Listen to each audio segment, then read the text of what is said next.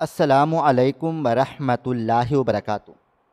میں سعودیہ میں جاب کرتا تھا، اتنے سال پیسہ کمایا، اب میرے اندر بھی خواہش پیدا ہوئی میرے بیوی بچے ہوں۔ جب ماں بہن کو کہا کہ میں شادی کرنا چاہتا ہوں تو ان کے چہرے کے رنگ اڑ گئے تھے۔ پھر انہوں نے کہا لڑکی ڈھونڈتے ہیں تمہارے لیے۔ ہر سال جب میں پاکستان جاتا ماں بہن لڑکی ڈھونڈتے، کوئی انہیں پسند نہ آتی۔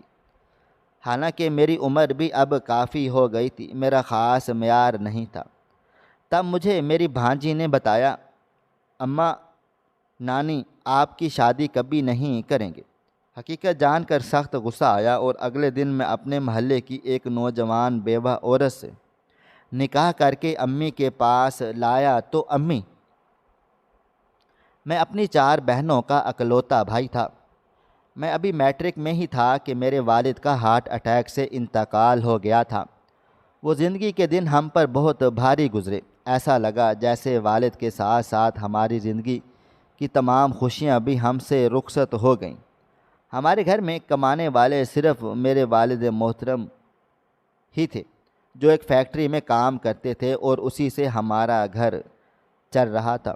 وہ ایک محنتی اور مخلص انسان تھے، جن کی محنت کا صلہ ہمیں سکون اور خوشحالی کی صورت میں ملتا تھا۔ میری امی جان بہت ہی کفایتشار اور سمجھدار خاتون تھیں۔ وہ تھوڑے میں بھی بہترین طریقے سے گزارا کرنا جانتی تھیں، لیکن والد صاحب کے چلے جانے کے بعد سب کچھ بکھر کر رہ گیا تھا۔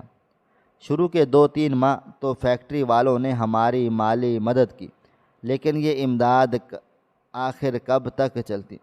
جلد ہی یہ سلسلہ بھی ختم ہو گیا تھا اور ہم زندگی کی تلخ حقیقتوں کا سامنا کرنے پر مجبور ہو گئے تھے۔ میری 3 بہنیں مجھ سے بڑی تھیں اور مجھ سے ایک چھوٹی۔ والد صاحب اپنی زندگی میں میری 2 بڑی بہنوں کی شادیاں کر چکے تھے اور وہ دونوں اپنے گھروں میں خوش باش تھیں، لیکن ہمارے گھر میں حالات دن بدن بدتر ہوتے چلے جا رہے تھے۔ گھر کا خرچ چلانا مشکل ہو چکا تھا اور ہمیں ہر لمحہ کسی نہ کسی ضرورت کا سامنا رہتا۔ میری تیسری بہن نے جب یہ صورتحال دیکھی تو اس نے فیصلہ لیا کہ وہ بھی گھر کے خرچ میں اپنا حصہ ڈالے گی۔ اس نے نوکری کی تلاش شروع کر دی، لیکن ہر دن مایوسی اس کا مقدر بنتی۔ نوکری نہ ملنے پر اس نے فیصلہ کیا کہ کیوں نہ سلائی کڑھائی کا کام شروع کیا جائے۔ چنانچہ اس نے آس پاس کے لوگوں کے کپڑے سلائی کرنا شروع کر دیے۔ لیکن ہمارے معاشرے میں اکثر لوگ دوسروں کی مجبوریوں کا فائدہ اٹھانے میں دیر نہیں کرتے۔ لوگ کبھی کبھار تو پیسے دے دیتے، لیکن زیادہ تر مہینوں ادھار چلاتے رہتے تھے۔ بعض اوقات تو یہ نوبت آ جاتی تھی کہ وہ پوری سلائی بھی نہ دیتے تھے۔ میری بہن دن رات محنت کرتی تھی، لیکن اس کی یہ محنت بھی گھر کے اخراجات پورے کرنے کے لیے ناکافی تھی۔ یہ سب دیکھ کر میری ماں بھی بہت پریشان رہنے لگ گئی تھی۔ وہ ہماری حالت کو بہتر کرنے کے لیے دن رات دعائیں کرتی تھی۔ ان دنوں میں نے بھی محسوس کیا تھا کہ مجھے اپنی پڑھائی کے ساتھ ساتھ گھر کی مالی ذمہ داریوں میں بھی حصہ ڈالنا ہوگا۔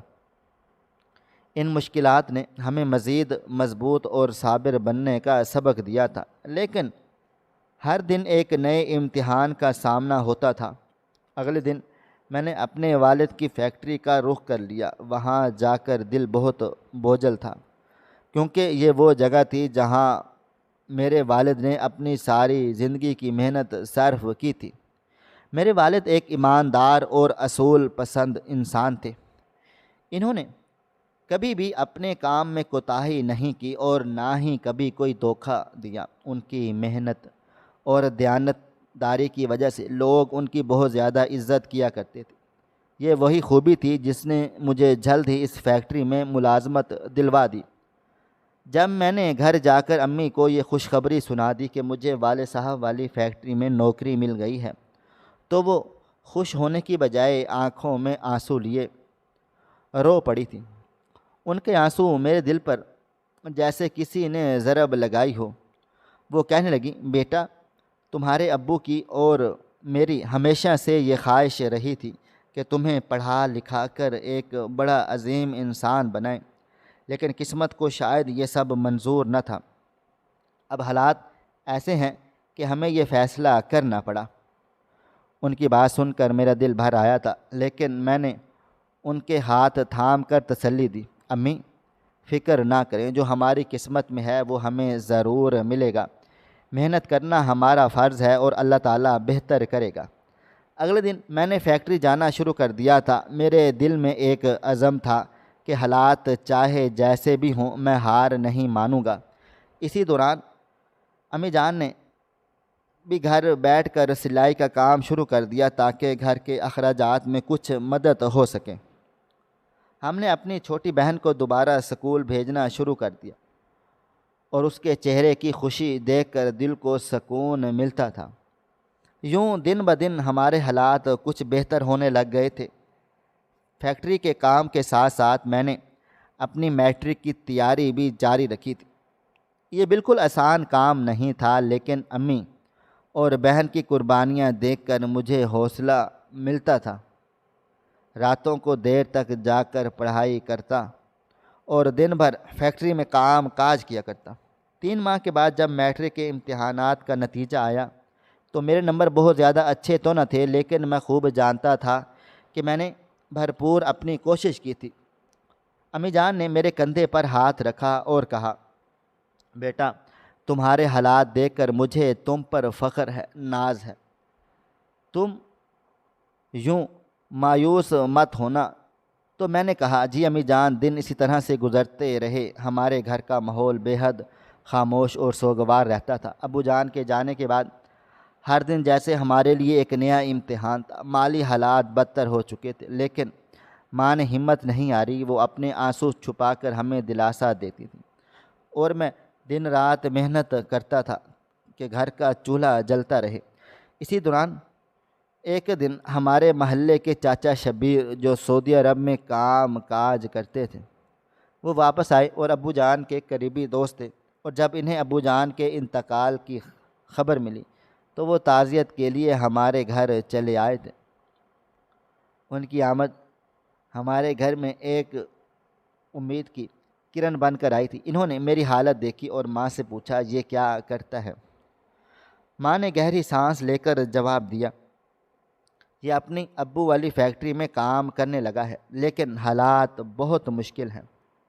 یہ سن کر چچا شبیر نے ایک لمحے کے لیے سوچا اور بولا، اگر آپ اجازت دیں تو میں اسے اپنے ساتھ سعودی عرب لے کر چلا جاؤں۔ وہاں کام بھی اچھا ملتا ہے اور مالی حالات بھی کچھ بہتر ہو جائیں گے۔ ماں نے یہ سن کر فوراً اپنی آنکھوں میں چھپی نمی کو چھپاتے ہوئے کہا، اگر یہ اس کے لیے بہتر ہے تو میں خوشی سے اجازت دے دیتی ہوں۔ ان کی باتوں میں ابو کی طرح کا پیار اور خلوص تھا، جو ماں کو یقین دلانے کے لیے کافی تھا۔ چاچا شبیر نے فوراً سے میرا پاسپورٹ بنوایا، ڈاکومنٹس کلیئر کروائے اور ویزا لگوا کر مجھے اپنے ساتھ لے کر چلے گئے تھے۔ جب میں سعودی عرب پہنچا تو شروع کے چند مہینے تو قرضے اتارنے اور زندگی کو معمول پر لانے میں لگ گئے تھے۔ یہ دن میرے لیے کسی امتحان سے کم نہیں تھے۔ رات کے اندھیرے میں جب میں تنہا ہوتا تو ماں کے آنسو اور ابو جان کی یاد مجھے بار بار توڑ دیتی، لیکن میں ان سب کے باوجود میں نے ہمت نہ ہاری تھی۔ 6 سے 7 مہینے کے بعد میں اچھے خاصے پیسے گھر بھیجنے لگا تھا۔ ماں نے جب میری کمائی سے حالات کو سدھرتے دیکھا تو ان کی دعاؤں میں مزید شدت آ گئی تھی۔ ان کی آنکھوں میں پہلی بار سکون کے آنسو نظر آئے تھے۔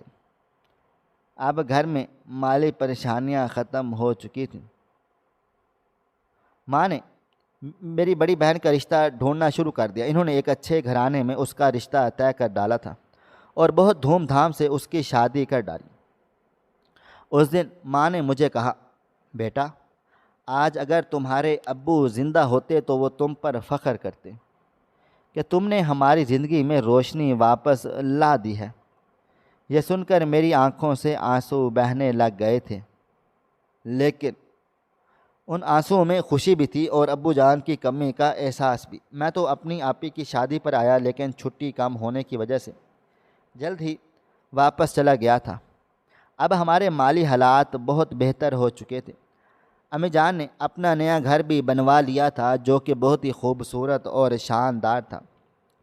وہ گھر کسی خواب کی تعبیر سے کم نہ تھا۔ جن رشتہ داروں نے ہمارے برے وقت میں ہم سے منہ پھیر لیا تھا وہ اب امی جان کے پاس آ کر بیٹھنے لگے تھے جیسے کچھ ہوا ہی نہ ہو۔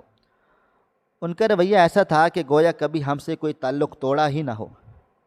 رشتہ داروں کی جوان جہاں بیٹیاں اب امی جان سے باتوں باتوں میں رشتے کی بات چھیڑ دیتی، لیکن امی جان ہمیشہ ایک کان سے سنتی اور دوسرے کان سے نکال دیتی۔ وہ جانتی تھیں کہ یہی وہ لوگ ہیں جو ہمارے برے دنوں میں ہماری طرف دیکھنا تک گوارا نہیں کرتے تھے۔ اب جب میرا بیٹا کمانے لگا ہے تو سب کو اپنی رشتہ داری یاد آنے لگ گئی ہے۔ امی سب سے اخلاق سے ملتی، لیکن دل میں ایک ٹھہرا ہوا درد لیے وہ نہ کبھی کسی رشتے سے دار سے رشتہ جوڑنے کا سوچتی اور نہ ہی ان کے جھوٹے تعلقات پر اعتبار کرتی۔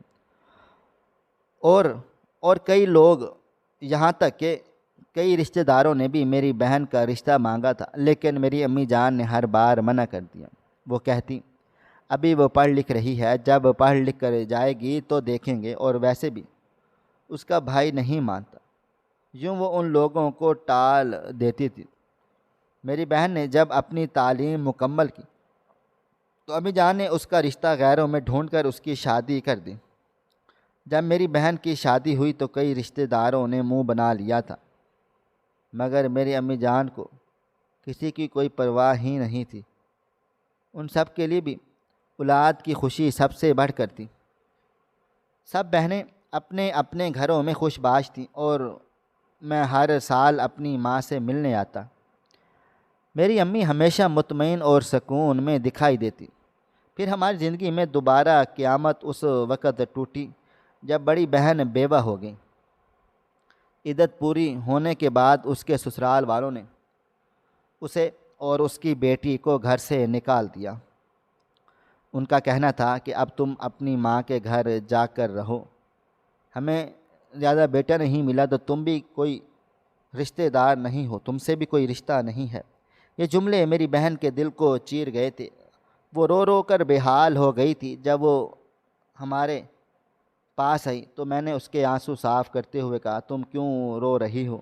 میں ہوں نا، میں تمہارا درد اور تمہاری بیٹی کا سارا خرچہ خود اٹھاؤں گا، تمہیں رونے کی بالکل ضرورت نہیں ہے، تمہارا بھائی ابھی زندہ ہے۔ میری باتوں سے اسے کچھ حوصلہ ہوا، لیکن اس کی آنکھوں میں چھپے غم کے بادل مجھے بے چین کر دیتے تھے۔ یوں میری بہن اور بھانجی ہمارے گھر میں رہنے لگ گئی تھی۔ میری بہن مجھے بے حد چاہتی تھی۔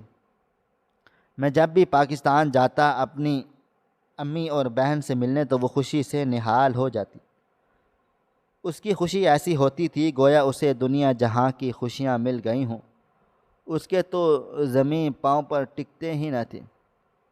کبھی میرے لیے کچھ بنا رہی ہوتی تو کبھی میرے پسند کے کھانے پکانے میں مصروف ہو جاتی۔ میں کئی بار اسے روکتا تھا کہ آپ ہی اتنا تکلف مت کیا کریں، آپ آرام کر لیں، لیکن وہ مانتی ہی نہیں تھی۔ اس کا جواب ہمیشہ ایک ہی جیسا ہوتا، تم مہینوں کے بعد آتے ہو، تمہیں خوش رکھنا میری خوش نصیبی ہے۔ وہ میرے ارد گرد ایسے گھومتی جیسے میری ہر ضرورت کا خیال رکھنا اس کی زندگی کا سب سے بڑا مقصد ہو گیا ہوں۔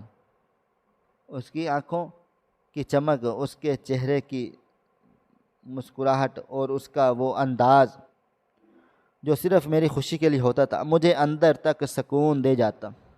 اس دفعہ میرے ساتھ کام کرنے کے لیے ایک نیا بندہ آیا۔ وہ میری ہی عمر کا تھا اور شادی شدہ بھی تھا۔ جیسے ہی وہ کام سے فارغ ہوتا فوراً اپنے بیوی اور بچوں کو کال کر لیتا۔ اس کی آواز میں جو محبت اور خوشی ہوتی وہ میرے دل کو کہیں گہرائی میں چھو جاتی۔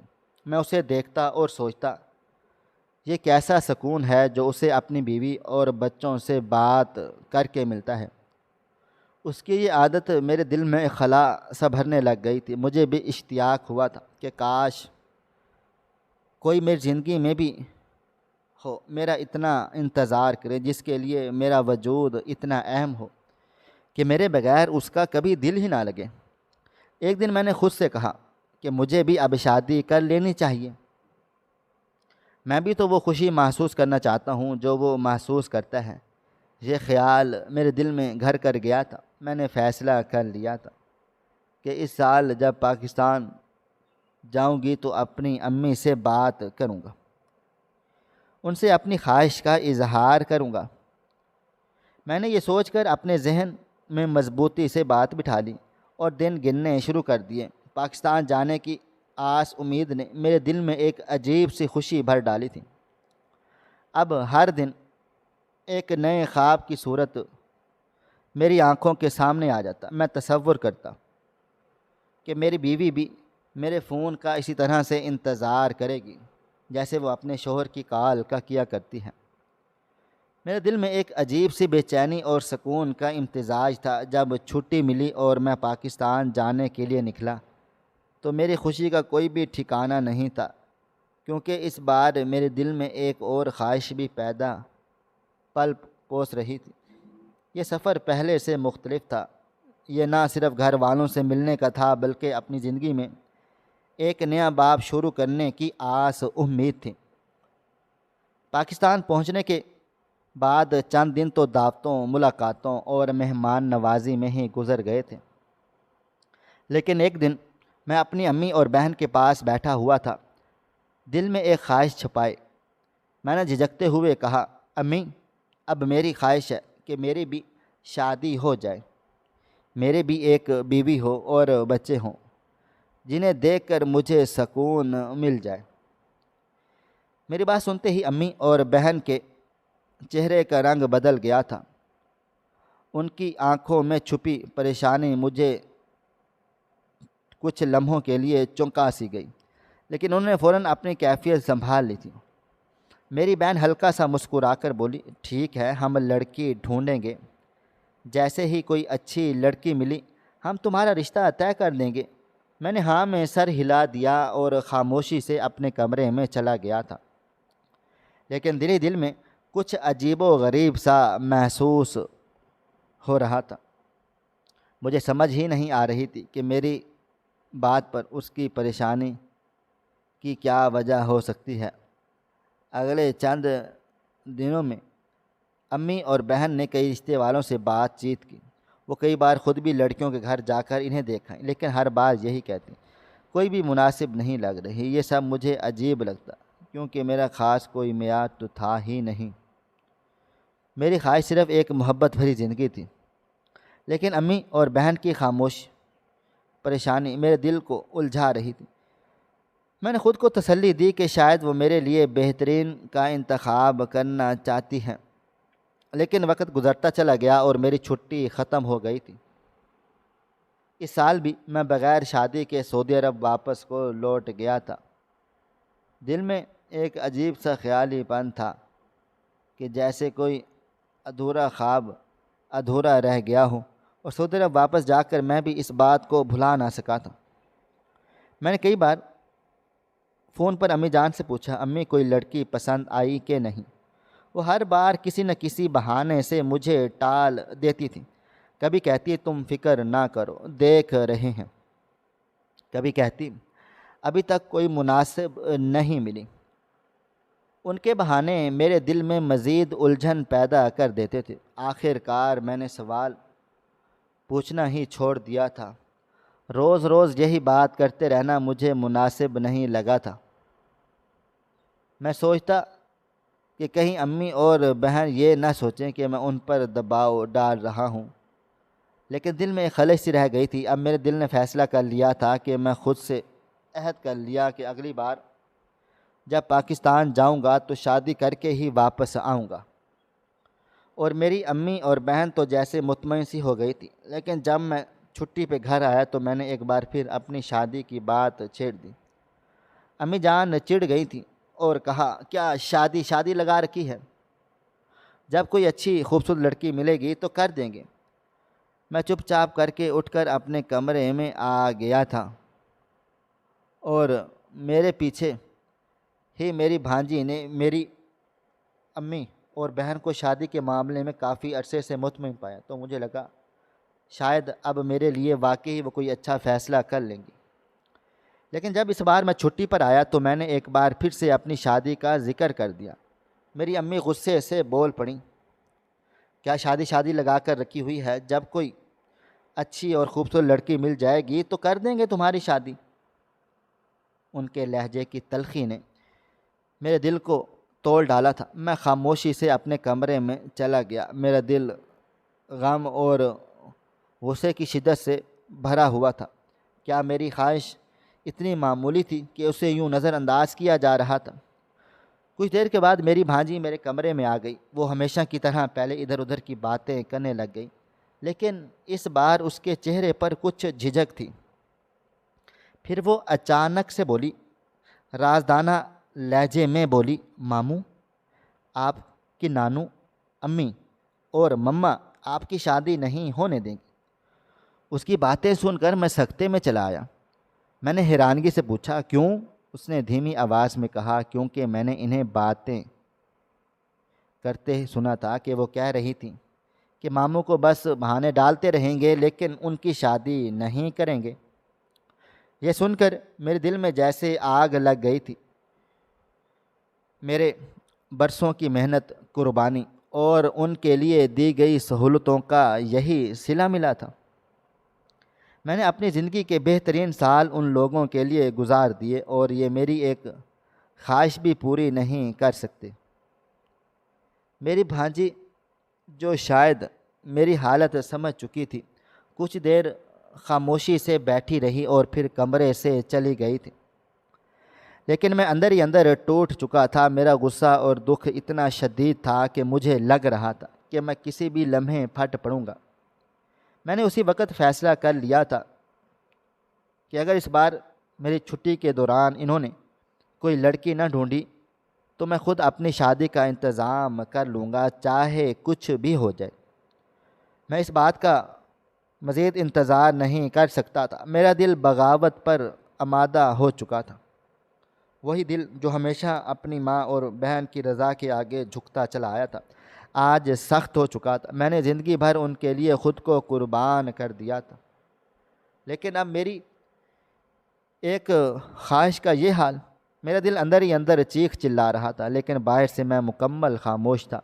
پھر اگلے دن میں گھر سے باہر نکلا اور اپنے دوستوں کے ساتھ بیٹھا ہوا تھا۔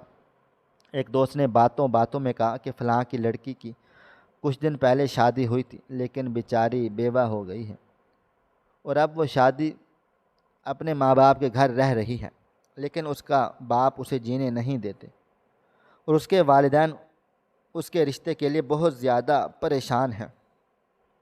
یہ سن کر میرے دل میں ایک خیال آ گیا تھا۔ میں نے سوچا، کیوں نہ میں اس لڑکی کو سہارا دے کر اس کے والدین کی پریشانی کو دور کر دوں۔ اس طرح میرا اپنا دل بھی سکون پا جائے گا۔ یہی سوچتے ہوئے میں فوراً سے ان کے گھر چلا گیا تھا۔ وہاں پہنچ کر میں نے لڑکی کے والد صاحب سے ملاقات کی اور اپنی بات کہی۔ میں نے بتا دیا کہ میں بیرون ملک رہتا ہوں، اچھا خاصا کما لیتا ہوں۔ یہ سن کر لڑکی کے والد خوش ہو گئے تھے۔ میں نے ان سے کہا، اگر آپ مناسب سمجھیں تو نکاح خان کا انتظام ابھی کے ابھی کر لیں۔ انہوں نے فوراً سے کہا تھا، ہاں ہاں کیوں نہیں، میں بھی ابھی انتظام کر دیتا ہوں۔ یہ کہہ کر وہ اپنی نکاح خان کو بلانے چلے گئے تھے۔ تھوڑی دیر کے بعد وہ واپس آئے اور ان کے ساتھ ایک قاری صاحب بھی موجود تھے۔ جب وہ لوگ اندر آئے تو میں نے سوچا کہ شاید یہ فیصلہ نہ صرف اس لڑکی بلکہ میرے اپنے دل کے سکون کا ذریعہ بن جائے گا۔ سب لوگ جمع ہو گئے تھے اور قاری صاحب نے نکاح پڑھا دیا۔ یوں ہم دونوں کی زندگی ایک نئے سفر کا آغاز کر چکی تھی۔ جب میں نے اسے اپنے ساتھ لیا اور اپنے گھر لے آیا تو میرے دل میں ایک عجیب سا سکون تھا، لیکن ایک ہلکی سی بے چینی بھی تھی کہ گھر والے اس فیصلے کو کیسے قبول کریں گے۔ جیسے ہی میں گھر کے دروازے پر پہنچا اور اندر کو قدم رکھا، میری بہن اور امی کی نظریں حیرت سے ہم دونوں پر جم گئیں۔ ان کی آنکھوں میں سوال تھا اور میرے دل میں جواب دینے کا حوصلہ۔ امی جان فوراً سے آگے بڑھی تھی اور غصے سے پوچھا، یہ کون ہے؟ میں نے تھوڑا سا توقف کیا، ان کی آنکھوں میں دیکھتے ہوئے بولا، یہ میری بیوی ہے امی۔ میرے جواب پر ان کا رنگ بدل سا گیا تھا، حیرانی اور غصے کے ملے جلے تاثرات ان کے چہرے پر واضح ہو رہے تھے۔ انہوں نے سخت لہجے میں کہا، اتنی بڑی بات تم نے اتنی جلدی کیسے طے کر لی، اور تمہیں اس لڑکی کے بارے میں کیا پتہ؟ میں نے گہری سانس لی اور نرمی سے جواب دیا، امی جان یہ ایک بیوہ ہے، اس کے گھر والی سے دوبارہ بیاہنا چاہتے تھے کیونکہ اس کی بھابھی اسے گھر میں رکھنے کو تیار نہ تھی۔ میں نے سوچا شادی تو ویسے بھی کرنی ہے تو کیوں نہ کسی کا سہارا بن کر ثواب بھی کما لوں۔ میری بات سن کر امی جان کا غصہ مزید بڑھ گیا تھا۔ انہوں نے تلخ لہجے میں کہا، بیوہ سے ہی شادی کرنی تھی، تمہیں تو ایک سے بڑھ کر ایک لڑکی مل سکتی تھی۔ میں نے ان کی بات کا جواب دیتے ہوئے کہا، امی وہ ایک سے بڑھ کر ایک لڑکی 2 سالوں سے آپ کو نہیں ملی اور آپ کے انتخاب میں کا انتظار کرتے کرتے وقت گزرتا چلا جا رہا ہے۔ میں نے سوچا کیوں نہ میں اس بیوہ کو اپنا لوں اور جو واقعی کسی کے سہارے کی محتاج ہوتی ہے۔ میری بات نے جیسے ہی ان کے غصوں کو قابو میں کر دیا، وہ خاموش ہو گئی، لیکن ان کی آنکھوں میں دکھائی دینے والا تاثر بدلا نہیں تھا۔ میری بہن بھی کچھ کہنے کی ہمت نہ کر سکی تھی۔ میں نے اپنی بیوی کی طرف دیکھا جو سہمے ہوئے قدموں کے ساتھ کھڑی تھی اور اسے اپنے کمرے میں لے آیا تھا۔ جب ہم لوگ کمرے میں پہنچے تھے تو میں نے اس کے چہرے کی طرف دیکھا تھا، آنکھوں میں خوف اور شرمندگی کی جھلک تھی، جیسے وہ خود کو قصوروار سمجھ رہی تھی۔ میں نے اس کا ہاتھ تھاما تھا اور نرمی سے کہا کہ تم اب اس گھر کی عزت ہو اور میرے لیے اللہ تعالیٰ کا دیا ہوا انعام ہو۔ فکر مت کرو، میں ہمیشہ سے تمہارے ساتھ ساتھ رہوں گا۔ اگلے دن جب میں اٹھا تو میری امی اور بہن دونوں مجھ سے بات چیت نہیں کر رہی تھیں اور نہ ہی ٹھیک طرح سے بول بلا رہی تھیں۔ مجھے پتہ تھا کہ میرے اس فیصلے سے وہ ایسا رد عمل کریں گے، لیکن میں پھر بھی خاموش تھا۔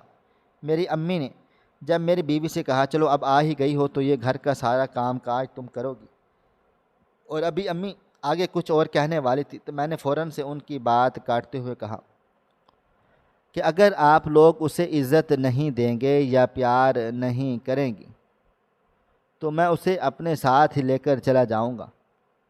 یہ سن کر میری امی اور بھابھی بہن بھائی چپ چاپ ہو گئی۔ میرے اندر ایک عجیب سا دکھ درد تھا، لیکن میری بیوی نے کہا، میری امی کی بہت خدمت کی اور میری بہن کا خیال رکھا، وہ ایک اعلیٰ اخلاق کی خاتون تھی۔ میں نے اپنی بہن اور امی جان سے 2 ٹوک بات کرنے کا فیصلہ کر لیا تھا۔ جب میری بیوی اوپر کمرے میں موجود تھی تو میں نیچے اپنی امی اور بہن کے پاس چلا آیا اور کہنے لگا، آپ لوگوں کو کس بات کا ڈر ہے؟ کیوں آپ لوگ میری بیوی کو قبول نہیں کر رہے ہیں؟ یا میری شادی کی مخالفت کیوں کر رہے ہیں؟ آپ مجھے کھل کر بتا دیں کہ مسئلہ کیا ہے تاکہ ساری غلط فہمیاں دور ہو جائیں۔ میرے الفاظ سن کر میری بہن کی آنکھوں میں آنسو آ گئے اور میری ماں میری طرف دیکھ کر کہنے لگی۔ پھر ماں نے کہا، بیٹا ہم صرف اور صرف اس لیے نہیں چاہتے تھے کہ تمہاری شادی ہو، کیونکہ شادی کے بعد سب کچھ بدل سا جاتا ہے، پھر بہنوں اور ماں دونوں بوجھ کو سمجھا جاتا ہے۔ میں بہت خود غرض ہو گئی تھی اور صرف اپنی بیٹی کا سوچتے ہوئے تمہاری شادی نہ کرنے کا فیصلہ کر لیا تھا، لیکن اب مجھے یہ احساس ہو رہا تھا کہ آئندہ میں غلطی نہیں کروں گی، مجھے معاف کر دو بیٹا، لیکن آئندہ ایسی غلطی نہیں ہوگی۔ میں نے گہری سانس لی اور کہا، آپ دونوں نے سوچ بھی کیسے لیا کہ میں آپ دونوں کو بھول جاؤں گا یا آپ لوگوں کو نظر انداز کروں گا؟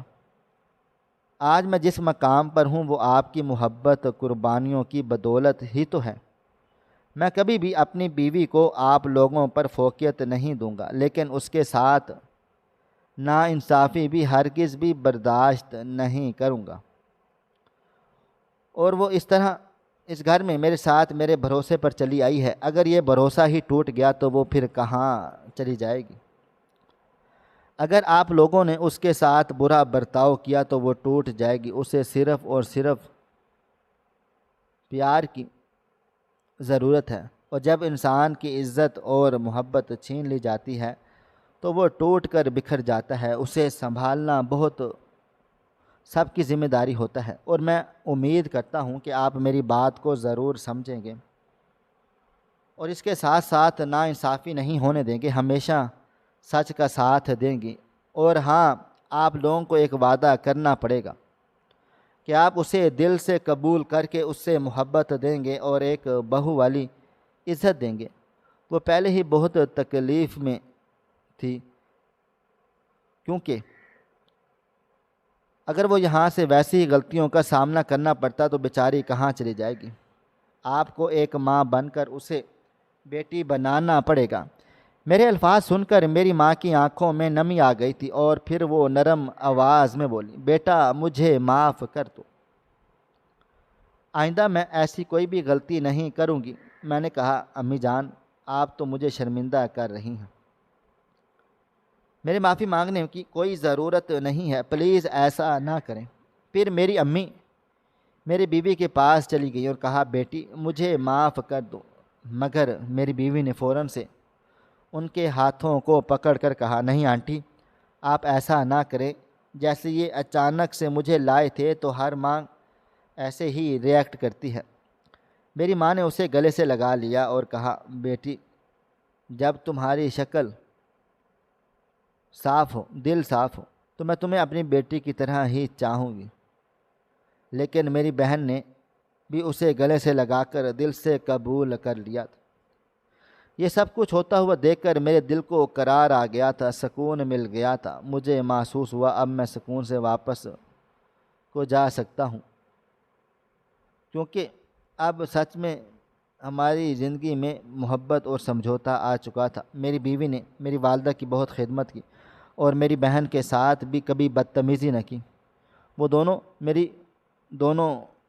میری بیوی سے بہت زیادہ خوش تھی اور میں نے ہمیشہ ان کی خوشی کو اپنی خوشی سمجھا تھا۔ اب میں بھی اپنے دوست کی طرح روزانہ کام سے فارغ ہو کر فوراً سے کال ملاتا ہوں اور گھر میں اپنی بیوی سے گھنٹوں باتیں کیا کرتا رہتا ہوں۔ میری زندگی کا اخلاق جیسے بھر سا گیا ہو اور زندگی میں سکون ہی سکون تھا۔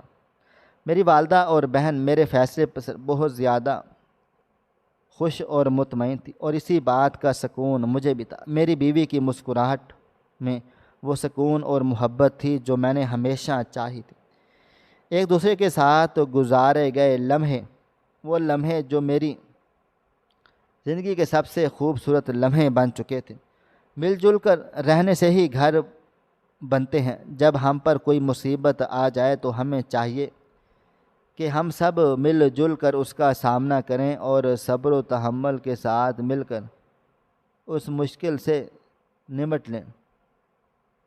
مصیبت سے فرار حاصل کرنا تو آسان ہے، مگر اسے بہادری سے جھیلنا ہی اصل طاقت ہے۔ یہی وہ وقت ہوتا ہے جب انسان کا حوصلہ اور صبر اس کی اصل آزمائش ہوتی ہے، اور ہر رشتے میں اتنی برداشت تو ہونی چاہیے کہ وہ اگلے انسان کی غلطی کو نظر انداز کر کے غلطی اور زندگی میں سکون حاصل برقرار رکھ سکے اور سکون حاصل ہو جائے۔ ناظرین، آپ کو ہماری آج کی کہانی کیسی لگی؟ کومنٹ باکس میں اپنی رائے کا اظہار ضرور دیں۔ مزید اس طرح کی سبق آموز واقعات اور کہانیاں سننے کے لیے ہماری ویڈیوز کو لائک کریں، شیئر کریں اور ہمارے چینل کو ضرور سبسکرائب کر لیں۔ ملتے ہیں کل ایک نئی اور دلچسپ کہانی کے ساتھ۔ اللہ حافظ۔